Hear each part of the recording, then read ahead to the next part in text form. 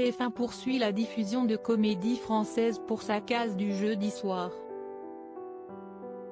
Après Star 80, le maladroit Gaston Lagaffe et Mademoiselle Jeanne, avec qui il entretient un amour platonique, prennent le relais à partir de 21h05 ce 13 août.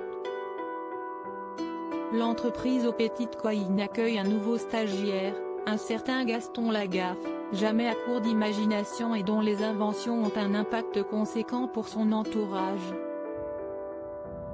Son patron Prunel a du mal à supporter la présence du jeune garçon, qui passe son temps à dormir quand son esprit n'est pas occupé par ces drôles d'innovations. En revanche, le courant passe beaucoup mieux entre Gaston et Mademoiselle Jeanne.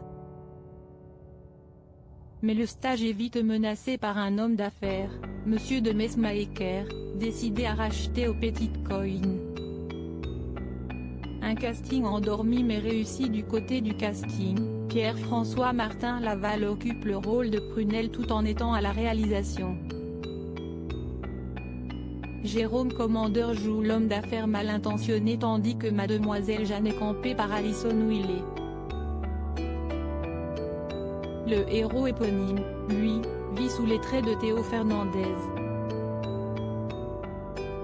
Le jeune acteur, remarqué auparavant dans la saga Les Tuches avec le rôle de Donald Tuche, comme quoi, un Donald peut en cacher un autre à la Maison Blanche, ne pouvait pas mieux illustrer son futur personnage pour relater son recrutement.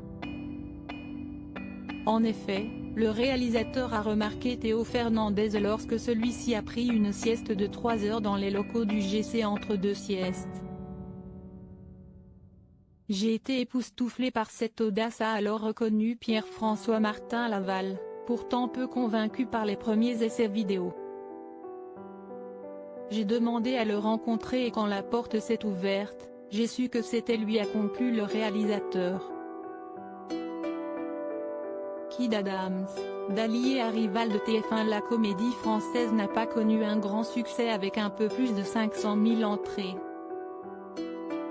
Pour sa première en clair, Gaston Lagaffe devra faire face à une rediffusion de Cauchemar en cuisine ainsi que le festival de Montreux avec Kev Adams en maître de cérémonie sur France 2. Lors des dernières fêtes de Noël, l'humoriste avait joué en direct sur TF1 la dernière de son one-man show Kev Adams, soi-disant.